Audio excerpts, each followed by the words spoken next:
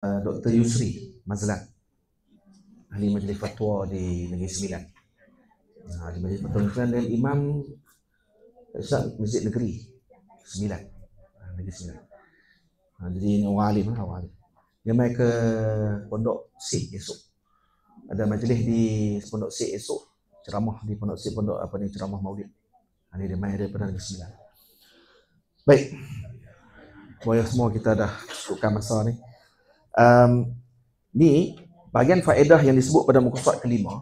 Bahagian ini Syekh Tuan Guru Abu Bakar Palestin diambil daripada kitab Syauqul Arus wal Unsun Nufus karangan Syekh Hussein Al-Damghani. Cik kitab-kitab yang dia rujuk ni, kitab-kitab yang azim ni, kitab-kitab yang kadang kita pun tak pernah tengok pun kitab-kitab. Dengar pun tak pernah. Dan ni ada juga dalam kitab apa? Allahumma salli ala Sayyidina Muhammad, kalau tak salah saya dalam kitab Syaraful Mustafa.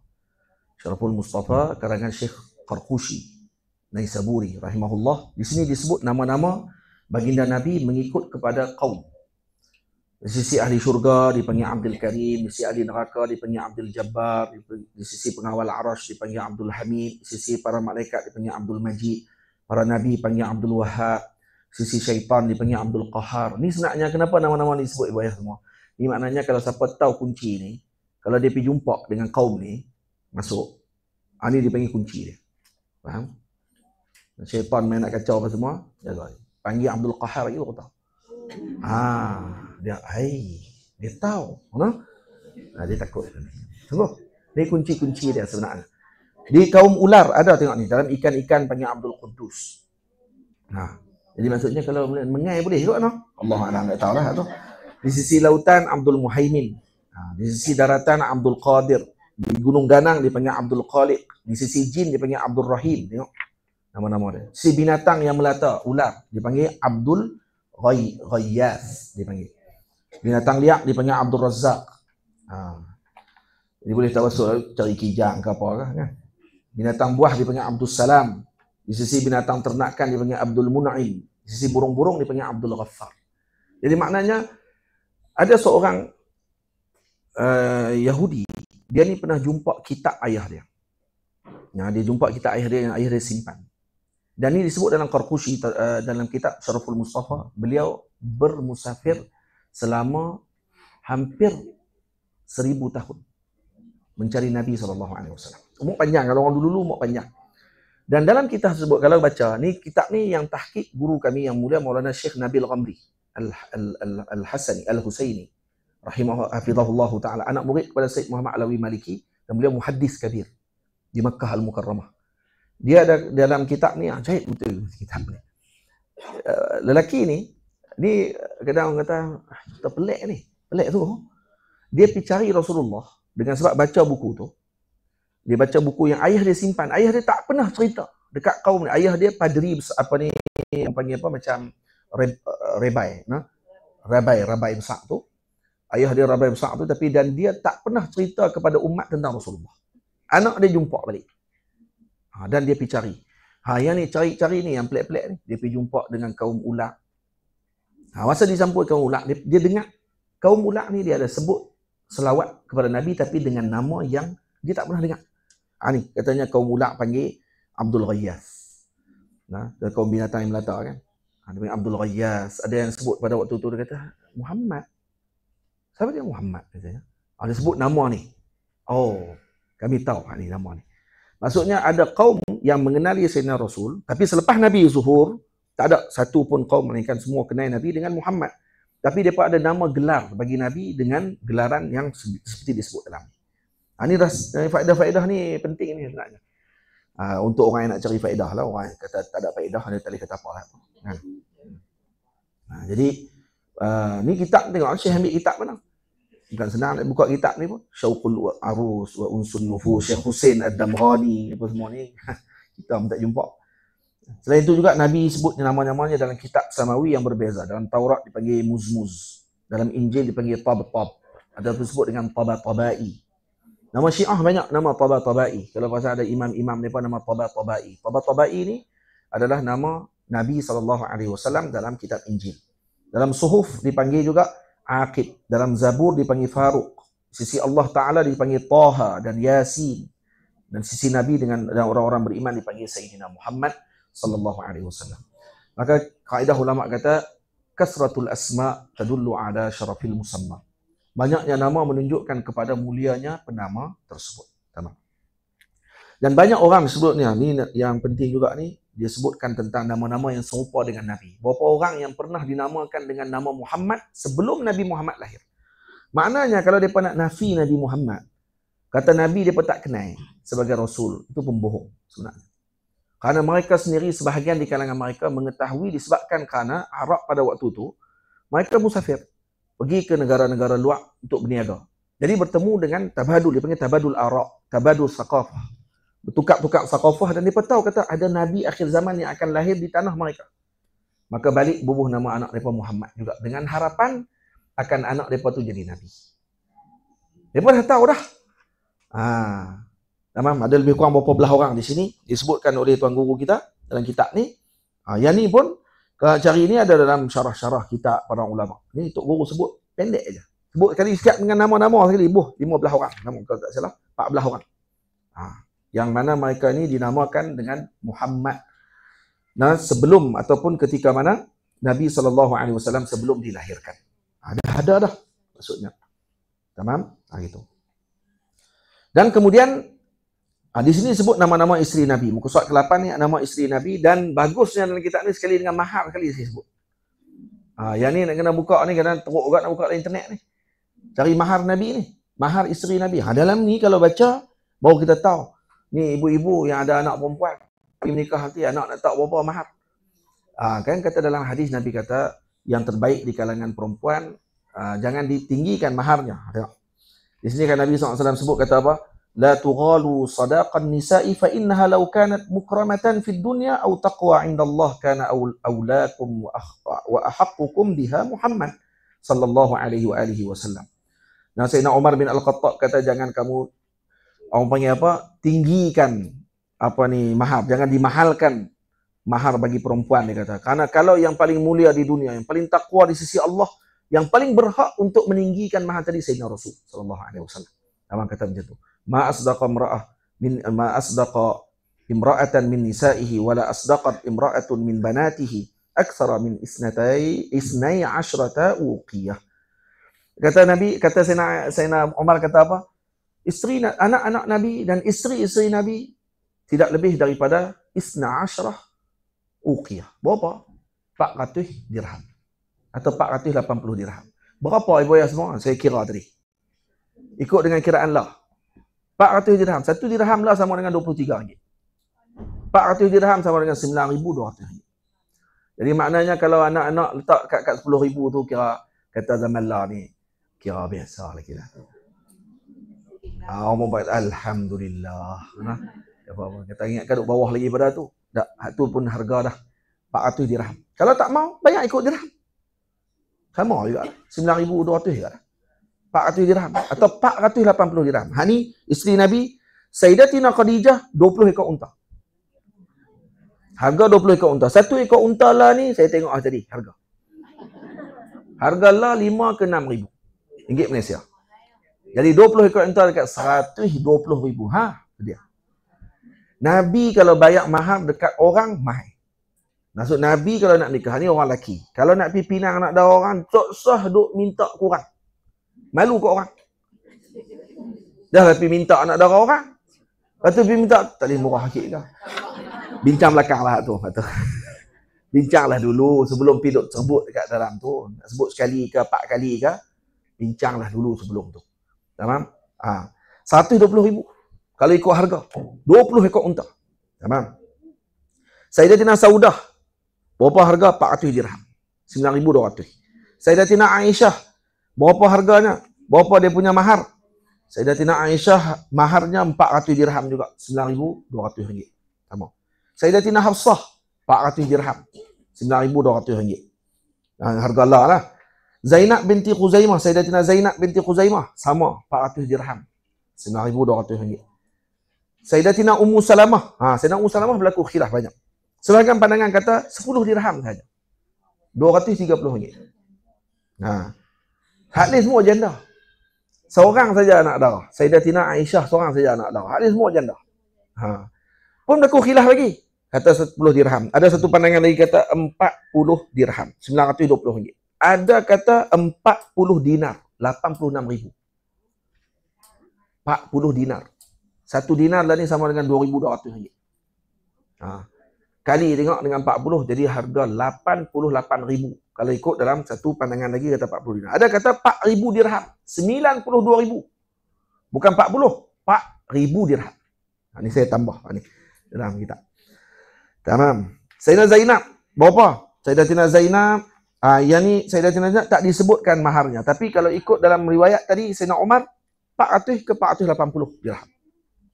Cuma Sayyidatina Zainab dia lebih berbangga. Kenapa?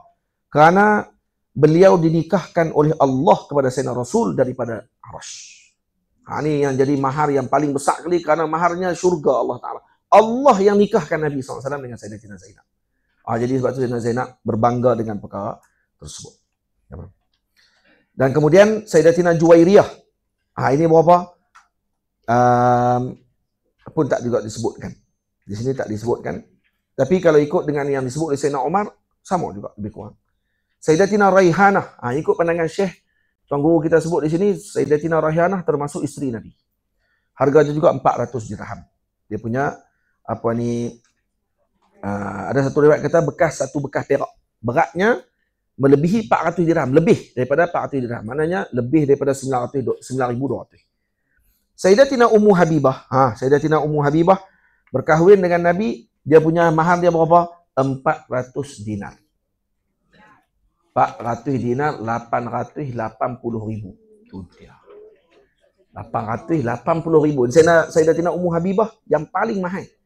Kalau setakat ni lah. Yang setakat kita baca ni yang paling mahal Sayyidatina Ummu Habibah. Ada riwayat lain kata 4,000 dirham. 92,000. Jadi tetaplah mahal lah walaupun khilaf pun. Tetap mahal juga. Tamam. Sayyidatina Safiyah. Sayyidatina Safiyah juga maharnya ialah dengan pembebasannya. Karena dia hamba, kemudian dibebaskan.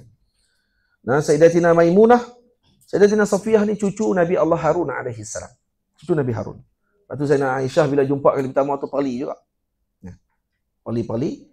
Sayyidina Safiyah sedih lah. Safiyah ni orang ni segak, cantik. Orang Yahudi pula. Kan? Kemudian ada Arab pula. Jadi bila jumpa dengan Sayyidina Rasul SAW, Sayyidina Nabi tanya, kenapa sedih? Kata Sayyidina Aisyah, kata, aku ni anak Yahudi lah, apa semua tu. Kemudian Nabi kata, bagi tahu balik. Kata, orang panggil apa? Kamu adalah anak cucu kepada Nabi Harun. Tamam? Bapak saudara, Tok Wan menakan aku Nabi Musa. Suami aku Nabi Muhammad. Nak apa lagi? Kamu Tok Wan, kamu siapa dia? Tok Wan saya Nabi Harun. Pak menakan Tok Wan saya, Pak menakan abang Tok Wan saya Nabi Musa. Adik. Nabi Musa, Nabi Harun abang.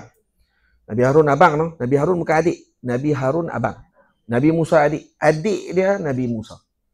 Suami saya pula Nabi Muhammad sallallahu alaihi wasallam. Nak apa lagi? Tapi Nabi tengok. Isteri Nabi dengan isteri bergaduh. Nabi tak masuk campur. Selesai sendiri. Nabi bagi jawapan, tu Nabi jawab balik. Nabi tak pergi apa-apa duk kata macam tu. Yang tu semua cari pasal. Tengok tahan dia, tahan. Yang kita tak tahan, yang dia bertahan. Ini masalah. Ini orang panggil kebijaksanaan dalam berumah tangga. Ni nanti akan sebut bab ni. Mungkin Tok Guru kita nikah ramai, sebab tu dia tak kepentingan beristeri ramai. Ini ada bab dia. Jadi Maimunah, Sayyidatina Maimunah pula berapa? Sama juga 400 dirham. Yang ni kitab ni masya-Allah tabarakallah. Saya bila baca tadi rasa seronok tu. Sebab ada banyak benda yang kadang-kadang nak kena buka kitab lain. Dalam ni dah ada. Penting. Kitab ni kena dibaca, ibu ayah semua kena baca. Dan kena baca ke anak-anak kita. Dan kemudian beristri ramai apa semua ni Tuan Guru sebut. Dan kemudian ni mungkin orang ibu-ibu tak mau dengar kan. Dan kemudian masuk bab ni. Ni boleh baca sendirilah. Ni semua boleh baca sendiri belakang. Ni ada. Ni kita baca. Muka surat 20 kita kena baca. Faedah beristri ramai. Ni kita baca. Dah no. Perempuan mana tak cemburu?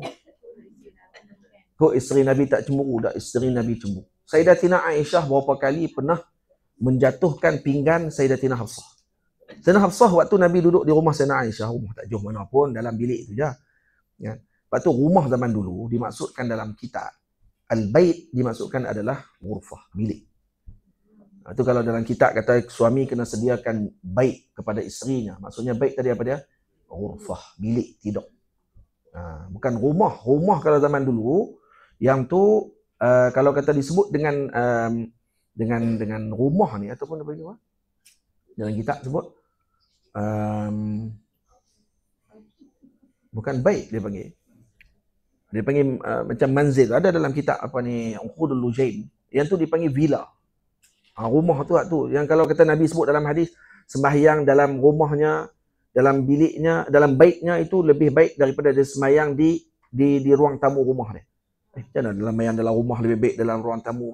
Di bait tadi adalah bilik. Maksudnya bilik. Bukannya rumah secara besar tadi. Faham? Baik. Isteri Nabi berkelahi tak? Bergaduh tak? Nah, orang perempuan. Tinggilah kewalian dia macam mana pun, dia perempuan. Itu dia tak boleh nak lari. Dia ada perasaan dia juga. Sayyidatina Hafsah hantar makanan kepada Nabi. Nah, bila sampai saja Sayyidatina Aisyah tanya, apa dia ni?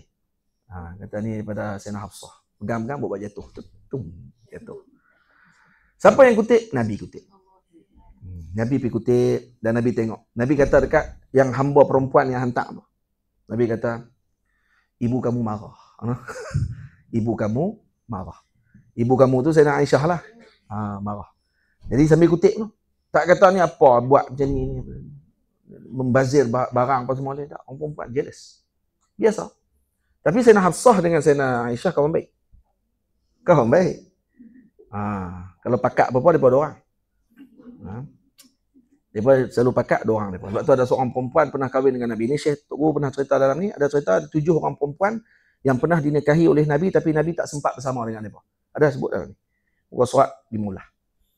Ini tak dicerita secara lanjut. Dalam kisah lain ada disebut ada seorang perempuan ni, Sayyidatina Aisyah kata kepada perempuan tersebut bila malam pertama tu, Sayyidatina Aisyah dengan Sayyidatina Hafsah berjumpa.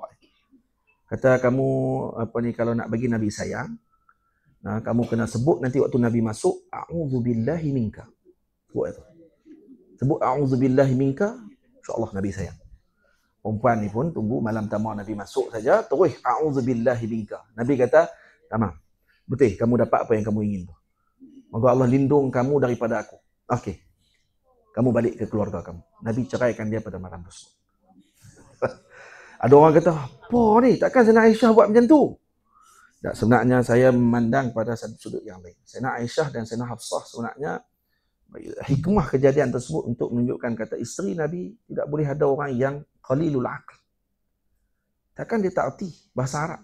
A'udzubillahi minka tadi adalah benda yang tak elok disebut oleh Nabi. Jadi maknanya di sini ini adalah pilihan daripada Allah Taala. Jadi bila hikmah disebut macam tu, kalau dia kata takkan nak sebut macam tu dekat Rasulullah. Kan? Takkan aku nak sebut a'udzubillahi minka kat Rasulullah. Tapi dia pergi sebut macam tu dekat Nabi, maka membuktikan kata perempuan ni ada syai' fi aqli. Dan memang sungguh perempuan ni tidak berkahwin sampai wafat. Macam tidak berkahwin sampai wafat dan kata dan sebagian riwayat kata dia jadi macam agak sedikit bermasalah pada akalnya. Jadi macam yang panggil apa?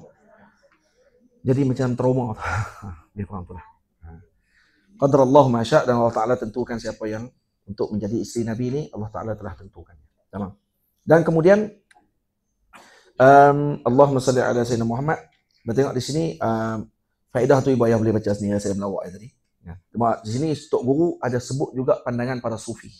Kenapa mereka tidak berkahwin?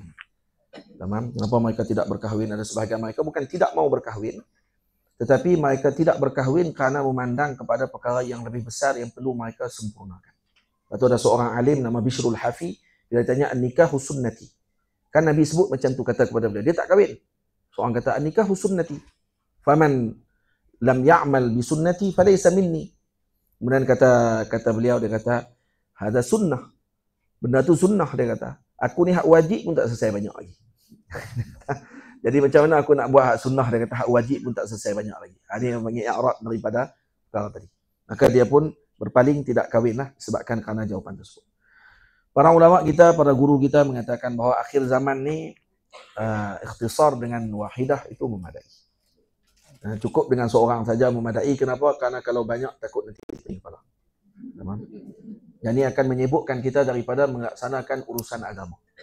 Yalah, boleh raya aja kalau nak berkeli, nak balik rumah mana. Orang Melayu kita dah paling masalah keli raya. Nak kahwin pun tanya raya dulu. Orang mana? Orang Johor. Hoi jauh. Nak balik raya nanti mak duk Kedah ni. Dia kira raya je. Tamam? Tu macam mana anak dia nak pergi berdakwah agak-agak di belah Afrika lah mana pun pakai dak lah. Tak ada lah anak tu nak mati di negara luar ke apa semua kali kerana nak dakwah pakai. Dah apa sebab kita dengan raya. Sebab tu iklan raya pun pasal masalah anak tak balik kampung tu ya. Betul tak? Jadi lepas tu nak menikah 2, menikah 4, nak balik raya macam mana tu agak-agak. Pakai tidur kat R&R lah. Sebab tu guru kami Maulana Syekh Hisri, Maulana Syekh Ali Jumaah kata, dah cukup seorang je saya kata. Anak ramai pun sampai anak saya ada 5 orang. Ya, mai dekat Ruman, Syekh Jamal Farouk telefon, bila saya telefon dia beritahu kita dapat anak ni. Alhamdulillah khair. Mabruk ya Muhammad, ya Syekh Muhammad dia kata. Jadi cukup sekat tu dia kata. So, tambahlah, cukup sekat tu. Dan sebagian macam kita dah, jadilah sekat tu je. Sibuk pula dengan injas, dengan amal. Sibuk pula dengan ni mengarang, dengan menulis, dengan mengaji, dengan tarbiyah tulab, kaza. Saya kata cukup tu. Jadi pandangan masing-masing. Nama? Pandangan masing-masing. Tapi masyarakat kita sebut macam tu, padanya ada maksud juga sebenarnya. Sebab zaman akan datang semakin mencabar. Anak kalau kata tambah beranak pula hampir-hampir dekat-dekat setahun seorang, lagi pening lepas tu. Dan akhirnya ada sebahagian yang terlepas daripada pandangan dia. Terlepas daripada kasih sayang dia. Dan ini sebenarnya hikmah juga para masyayikh kita sebut dalam perkara ini. Baik. Ni ramailah ibu-ibu mungkin setuju lah saya sebut tu. Tambah nikah seorang pula lagi dia setuju. Dia kata, Tok Guru ni kita kena panggil lagi ni. Ya. Tapi kalau saya bersetuju dengan hak yang 4 tadi ni, pakai kata sekali ni lah. Abang agak sama. Baik. Anak-anak baginda Nabi SAW disebutkan pada bab seterusnya. Pada muka surat 23.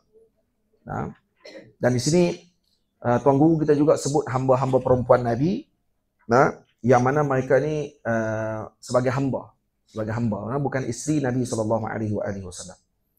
Tamam.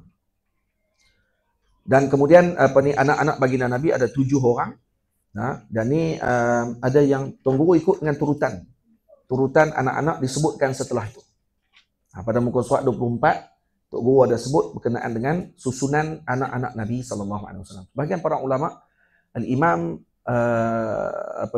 Nawawi Jawi rahimahullah mengatakan antara kewajipan kita mengenal Nabi ialah mengetahui anak-anak Nabi mengikut turutan. Bukan tahu anak Nabi saja, ikut turutan. Lu kena ingat tu. Jadi ini dia sebut dah dalam kitab ni untuk tengok dengan turutan. Pun begitu ada berlaku khilaf pada semua sekali itu, tak ada masalah pun. Boleh ibu ayah baca sendiri. Masa saya tambah tadi itu dalam kitab lain yang kata kena tahu ikut turutan, pandangan para ulama wajib kena tahu ikut turutan tadi. Itu yang tak disebut dalam ni saya sebut. Tamam. Penghormatan dan kemuliaan yang dianugerahkan oleh Allah kepada Nabi. Di sini comel. Dalam ayat ni Tok Guru kita senaraikan ayat-ayat yang Allah Ta'ala menyebutkan tentang Nabi dan juga para Nabi terdahulu dengan nama mereka. Dan kalau disebut ya Adam, ya Nuh, dan lagi ya Ibrahim, ya Dawud, ya Isa, semua dengan nama mereka masing-masing. Dengan nida, iaitu dengan seruan. Tapi dengan Nabi, Allah Ta'ala tidak menyebutnya dengan ya Muhammad. Sebaliknya disebut dengan ya ayyuhar rasul, ya ayyuhan nabi, ya ayyuhal muzammil, ya ayyuhal muddassir. Semua tu. Tapi dalam Quran kalau orang tanya, habis itu ada juga sebut wama Muhammadun illa rasul. Wama ma kana Muhammadun aba ahadin min rijalikum. Tu macam mana pula? Tok Guru sebut tu dalam. Dia kata, mana-mana yang sebut nama Muhammad secara mujarrad tanpa sebut di depannya dengan gelar, tu semuanya bukan dengan seruan. Itu hanya khabar sahaja. Jadi mengkhabarkan, dikhabarkan oleh Allah. Comel. Maklumat ni Masya Allah penting ni. Jadi kita tahu kata, mereka kata Nabi dipanggil oleh Allah dengan gelaran ya ayyuhar rasul, ya ayyuhan nabi. Tu ada aja wa ma Muhammadun. Wa ma Muhammadun bukan panggil. Wa ma Muhammadun bukan panggil. Wa ma Muhammadun tadi Allah khabarkan. Dan adalah Muhammad itu tidak lain hanyalah seorang rasul. Allah Taala maklumkan, bukan Allah Taala panggil Nabi sallallahu alaihi wasallam pada waktu. Tapi kalau nak panggil dengan ya ayyuha, maka digunakan dengan lafaz apa? Dengan lafaz yang paling bagus. Dengan gelar yang paling bagus. Tidak disebut dengan nama mujarrad. Semata-mata nama. Ini azim. Allah Ta'ala mengagungkan Nabi. Tiba-tiba kita dalam ceramah, wahai Muhammad. Tiba ya. Kamu kalau nak bagi contoh pada Nabi Muhammad tu sebut hey Muhammad. Kerana Allah tak pernah sebut hey Muhammad. Allah Ta'ala tak pernah sebut hey Muhammad. Macam mana kamu boleh sebut hey Muhammad? Ya ayyuhar rasul. Ya ayyuhan nabi. Wa ma Muhammadun bukan gelar, bukan panggilan. Wa ma Muhammadun tu khabar daripada Allah. Nampak tak? Jadi macam mana kalau atas mimbar kita khutbah Jumaat disebut Allah Taala telah berfirman, wahai Muhammad. Aib ya. Aib. Kamu macam mana sebut wahai Muhammad? Allah Taala tak sebut macam tu pun. Allah sebut dengan gelar yang paling baik kepada Rasulullah sallallahu alaihi wasallam. Tiba-tiba kamu gelar Nabi Muhammad dengan tidak ada gelar yang terbaik. Raja pun kamu tak boleh panggil dia dengan nama dia saja. Boleh pergi panggil nama raja, tabuh depan. Panggil tengok sudah. Terai tengok. Tahu pun tak berani. Main dengan Rasulullah dia boleh pula panggil. Dia tak tahu kata tuanku sultan. Kesemuanya adalah khadim sahaja kepada Sayyidina Rasul sallallahu alaihi wasallam. Mereka khadam kepada Nabi sallallahu alaihi wasallam. Mereka sendiri pun guna bahasa yang paling terbaik. Seri Paduka Baginda. Duli yang maha mulia. Duli yang maha mulia bukan dia. Allah. Seri Paduka Baginda Sayyidina Rasul. Mereka adalah kasut di bawah tapak kaki Nabi sallallahu alaihi wasallam. Ni Seri Paduka Baginda tu adalah sebagai gelar bahawa mereka adalah khadamnya Rasulullah sallallahu alaihi wasallam. Depa sendiri pun tawaduk dengan Nabi. Tu bahasa Melayu kita sendiri guna. Tiba-tiba kita duk anggap macam ni kata apa sembahyang. Sebab tu jangan tambahkan lagi fasad di atas muka bumi. Ni seorang berhenti tu. Nak habis lah. Ibu ayah semua. Sebab tu kalau kata ada orang sebut macam tu, kita kata ini telah zahir satu lagi fasad di atas muka bumi. Iaitu menukarkan benda yang tidak disebutkan oleh Allah dan Rasulnya dan juga para anbiya-nya dan para mursalin terhadap Sayyidina Muhammad sallallahu alaihi wasallam. Kalaupun ada dalam riwayat hadis kata Sayyidina Jibril panggil Nabi Muhammad dengan ya Muhammad, maka tu sebenarnya adalah sebelum mendapatkan arahan daripada Allah Subhanahu wa taala. Tamam? Sebelum dapat daripada arahan atau sebelum mereka mengetahui tentang kedudukan dan juga arahan Allah untuk menyebutkan Nabi dengan gelaran yang terbaik. Tamam. Kemudian seterusnya, ini dah habis bab tu. Saya ringkaskan saja.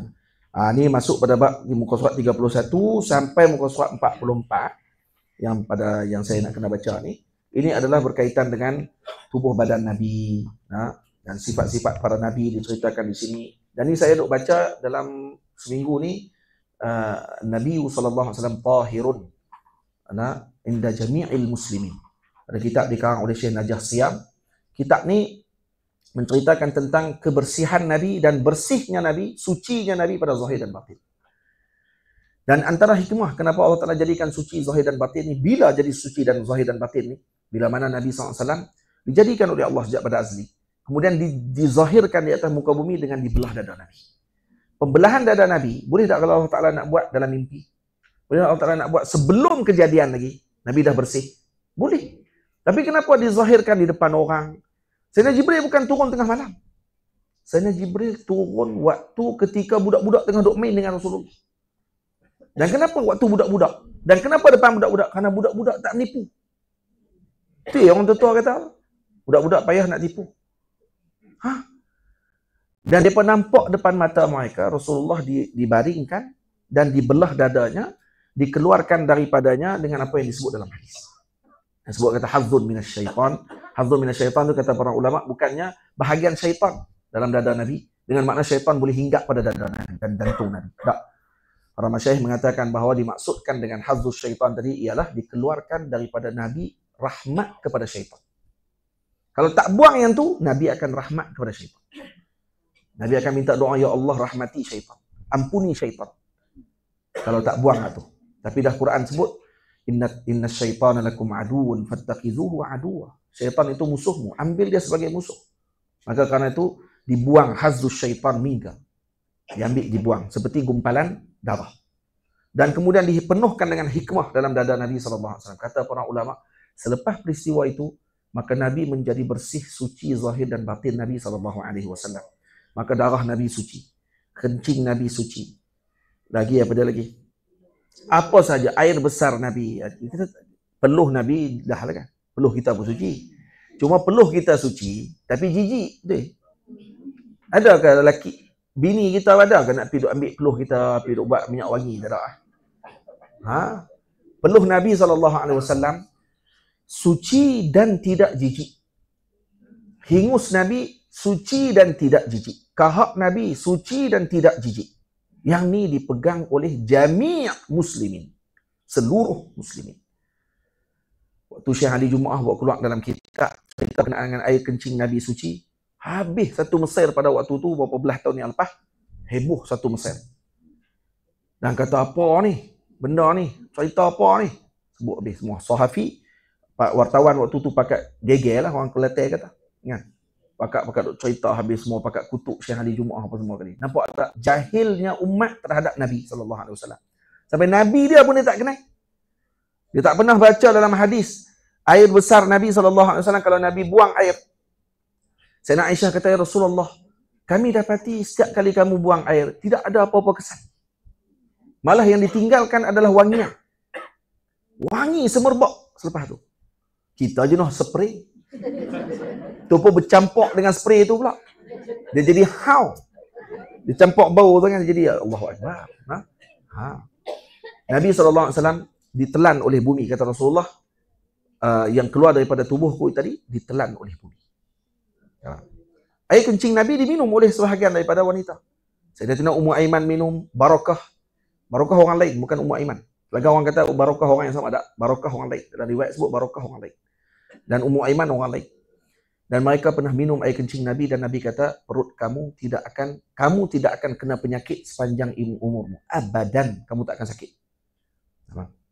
Karena sebahagian daripada tubuh Nabi ada dalam tubuhnya beliau. Jadi ini dalam sejarah, dalam kisah disebutkan, dan ini dipegang oleh golongan muslimun. Jadi ini apa ni yang dibaca di sini. Patutnya kalau Syekh sebut sini, para nabi sifatnya suci. Kenapa mereka suci? Karena untuk menerima wahyu yang agung. Maka kena batin mereka suci. Kita ni kenapa tak nampak benda-benda yang ghaib? Kenapa tak nampak benda-benda ghaib? Kerana batin kita ni penuh dengan zulumat. Penuh dengan hijab. Lepas tu tak nampak kita benda ini nampak oleh Nabi. Faham? Sebab tu kita beriman sahaja dengan apa yang diceritakan oleh Sayyidina Rasul SAW.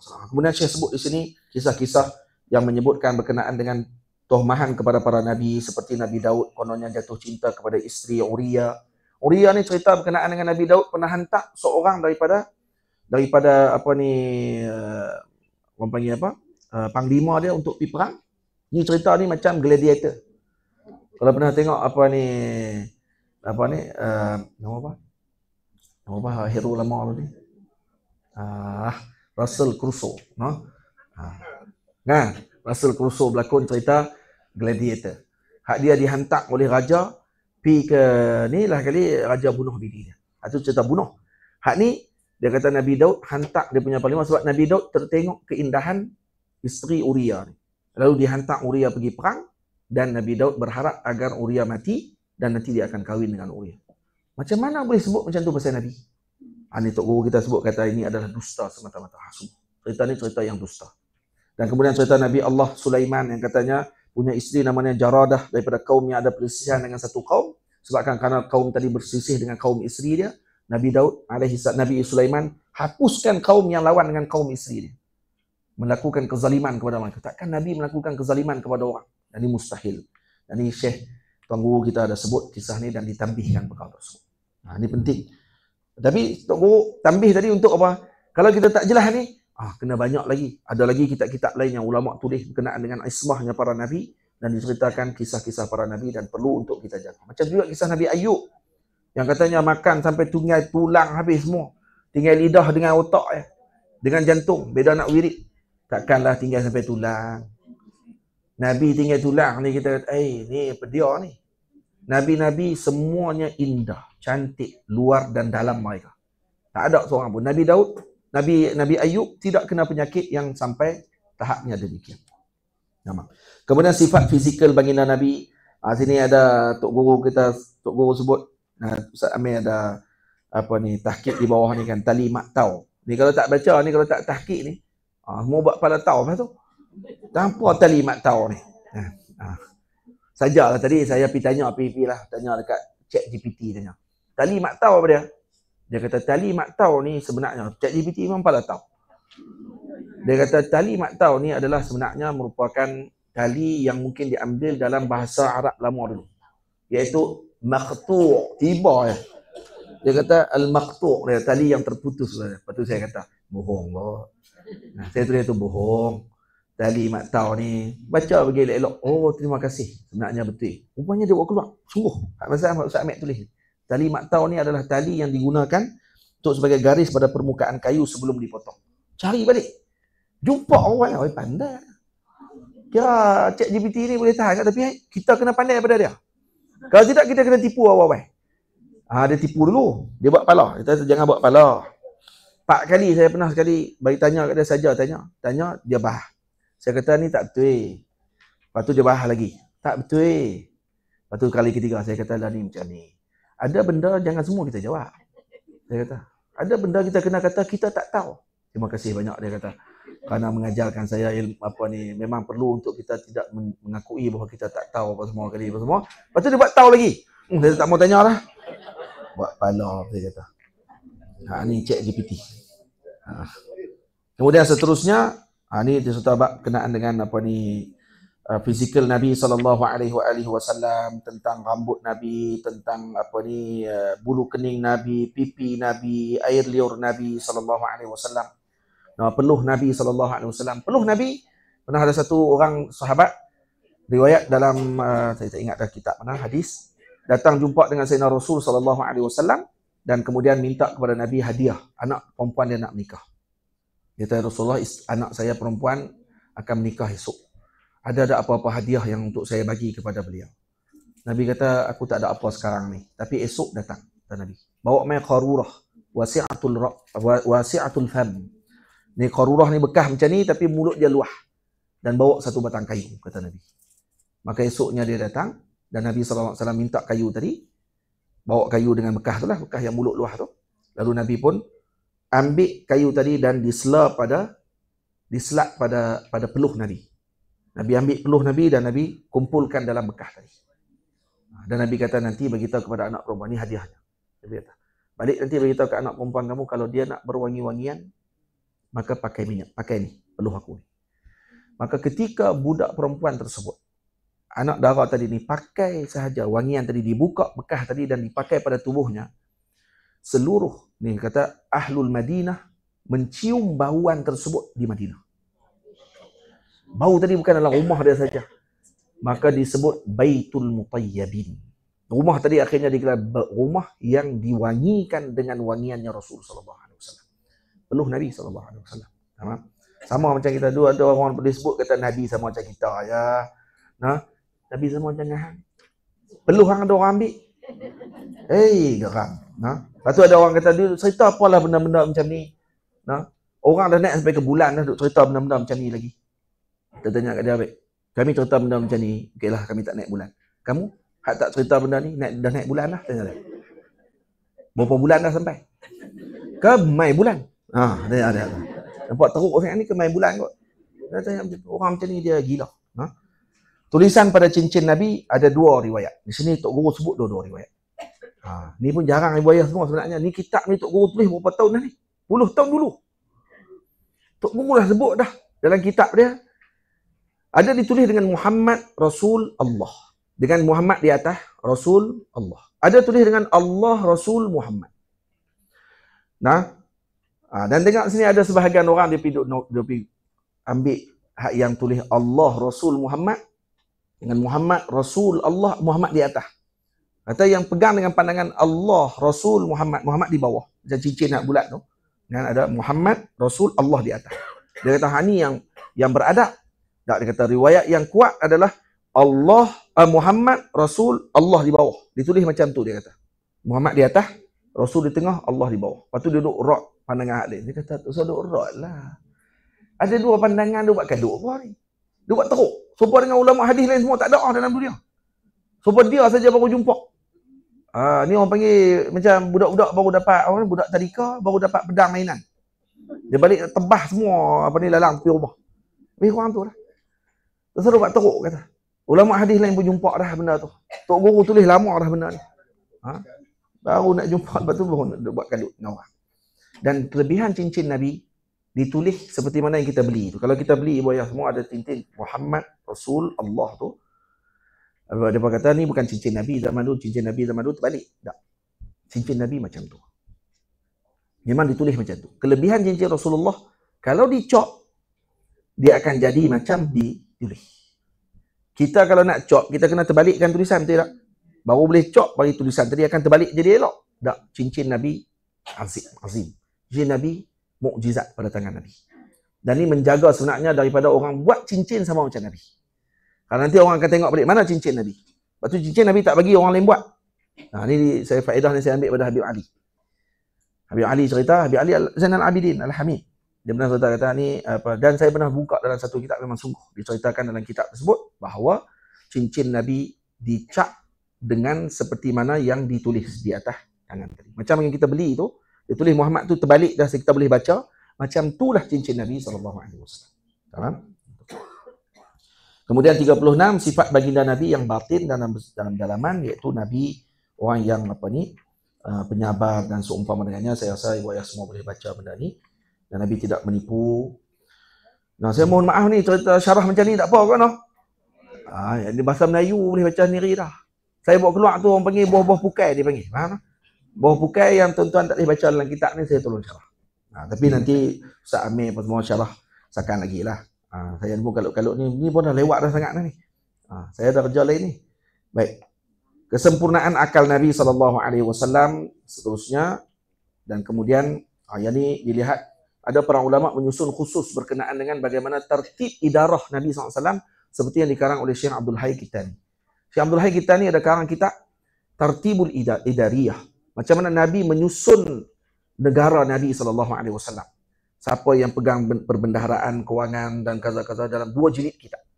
Siapa nak tengok akalnya baginda Rasul, bagaimana Nabi menguruskan negara, maka boleh baca kitab Taratib Al-Idariyah karangan Syekh Abdul Hayy Kitani rahimahullah. Syekh Al-Kitani saya Abdul Hayy ke Abdul Ja'far?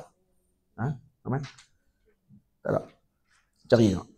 Dan kemudian kesempurnaan sifat sabar Nabi dan kemudian kepemurahan hati baginda Nabi sallallahu alaihi wasallam yang ini ibu ayah semua boleh tengok. Dan di sini ibu ayah boleh tengok macam mana ringkas kitab yang dikarang oleh Tuan Guru Abu Bakar Palestin, tetapi padat pada maklumat dan juga perkara yang dimasukkan oleh beliau. Itu saya Abdul Hayy. Tamam. Jadi sebenarnya pemilihan kitab ni adalah taufik minallah. Sebenarnya Allah Ta'ala bagi taufik ni boleh hadir ke dalam majlis ni. Walaupun saya baca laju-laju ni, tapi kita dah lalu semua bab lah. Alhamdulillah saya tak menzalimi lah majlis juga lah. Walaupun tak baca sebiji-sebiji, tapi nampak apa ni yang orang panggil apa perbahasan tadi pada bab-bab tadi sebut tu. Moga-moga ibu ayah semua balik nanti malam ni sebelum tidur boleh murajaah balik, tengok balik apa-apa yang kita terlepas tadi. Itu tak. Saya terlupa tu ingat santri. Kalau santri saya jangan tidur, baca dulu. Ibu-ibu tak apalah, tidurlah. Tidur dulu dan esok baca pula. Ataupun balik nanti tenang-tenang buka balik kita, baca balik tengok insya-Allah. Saya sakat dulu. Saya mohon ampun, mohon maaf.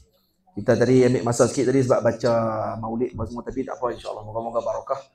dan juga semuanya dengan berkat Nabi kita Muhammad sallallahu alaihi wasallam. Jadi saya mohon ampun, mohon maaf pada ibu ayah semua atas masa yang diambil. Terima kasih juga kepada pihak majlis, Ustaz Ammar Mustafa, dan juga kepada Syekh Ruwak Jawi, Ustaz Hairul Nizam, Syekh Hairul Nizam, dan juga pada tuan guru kita Ustaz Amir, dan juga seluruh yang pihak majlis lah daripada Ruwak Jawi, dan juga seluruh yang terlibat sekali dengan bonda, dan juga seluruh yang terlibat dengan bonda lah. Semua sekali, ibu-ibu, ayah-ayah semua yang saya tak dapat sebut satu-satu nama tanpa mengurangkan hormat dan takzim saya kepada semua. Karena mentakzimkan hari ni pakai baju baru. Orang tak pernah tengok baju. Saya duk doa tadi, moga-moga mak ibu-ibu yang main malam ni depa tak main pakai sedondon. Kita tengok pakai baju kumuh, tengok sama dengan saya. Alhamdulillah ni pakai baju tak sedondon, tak apa.